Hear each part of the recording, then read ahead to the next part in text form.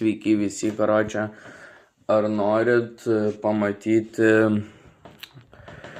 kaip aš testuoju savo motorinį dviratį, nes aš jau pratestavęs tiek, kad jisai jau man buvo ir grandinė į pizdą, ir karočią karbą turėjau nusiimti, karočią. Nu, šiaip karbą nusiėmiau, biškį ten su grėžčiuku tokį, biškį padidinau skylutę žiklerį.